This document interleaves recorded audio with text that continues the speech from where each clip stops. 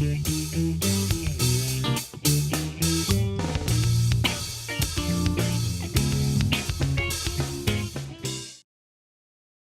to another segment of the Entrepreneurial Educator. We are here in San Rafael, California at the studios of Huey Lewis and the News. We are really excited to have Huey Lewis with us today. Welcome, Huey. Thanks. Yeah. Good to be here. So, Huey, when the words Huey Lewis and the News roll off my tongue, first and foremost, I think of cats like your bandmates, Bill Gibson, our friend, the drummer, Sean Hopper, Johnny Cola. All local boys. Yep.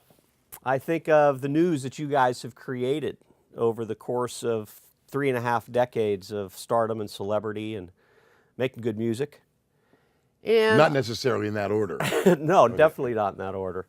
I also think of some of the things that are a little more understated, a little bit more underpublicized related to you and some of the endeavors that you've been involved in. You are a philanthropist, you are a sportsman, you are a Hollywood actor, you are a Broadway actor, a whole host of things. And underneath it all, you're entrepreneurial.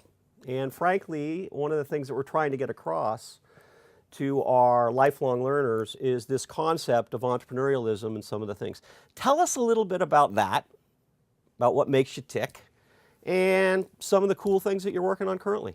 You know, it's interesting because I don't think of myself as an entrepreneur ever, even though, I suppose I am in terms of the definition. But it was never about being an entrepreneur for me. It's a foreign concept. I only knew what the word meant, recently, or not that recently, but you know what I mean. So for me, it was always, and my advice is always the same to everybody, which is find something that you just love to do. And if you love to do it, you'll do it a lot. And if you do it a lot, you'll be really good at it. And if you're good at it, you will be successful. And I don't care what it is. If it's hang gliding, you might not be the best hang glider in the world, but there's a million ways to be involved in hang gliding. And success, after all, is not just economic success, but being happy at what you're doing. So really that's the key. And that's what I did. I decided I went to prep school in New Jersey, then I went to college at Cornell for 5 minutes over a 2-year period, but I had already discovered the harmonica, and I decided I wanted to be a harmonica player.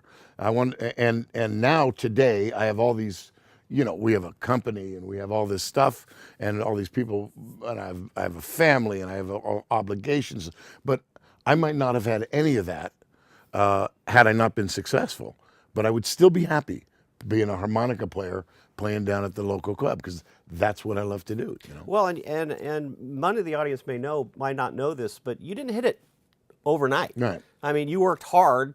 I think you were, hit celebrity late 20s, early 30s.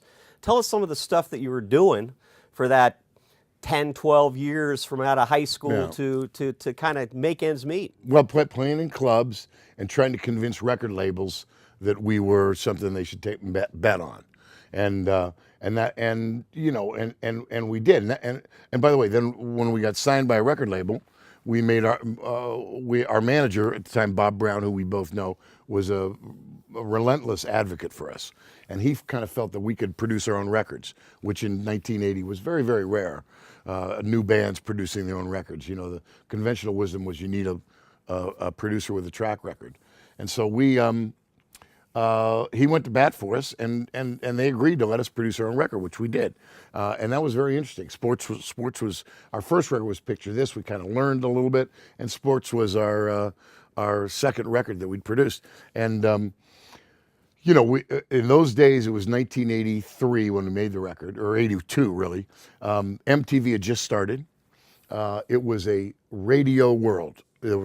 All radio was programmed, even FM radio, which had started in the very early 60s and as playing anything and everything, by now was programmed into what they called CHR, Contemporary Hit Radio. And there were sort of 20 spots in those playlists. And you needed to be one of those 20 to be successful in 1980. And MTV played only the radio hits. If you remember, some of the videos were horrible, and some were only because they were playing them according to the radio hits. And so it was an audio world, and you needed a hit single. And so that was our job as producers. So we aimed a lot of tracks right at radio. And in retrospect, when I listen to the sports album, it sounds like very much a record of its time, which is a collection of singles. And it hit. You know, we sold 10 million records. Well, now what? Now what? Well, we suddenly could pay the bills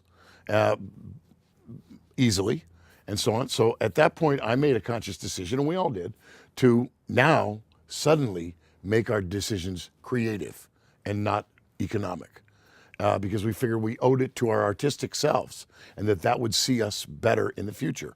And in fact, it has. That's what the Broadway show is about. You get paid almost nothing for that. That's what some of the acting is about. That's what some of our subsequent records are about. That rather than try and sell more than we ever had, we tried to make better records than we've ever had. And that is, I think, what has seen us through in the long term. We kind of affectionately call it infiltrate and then double cross.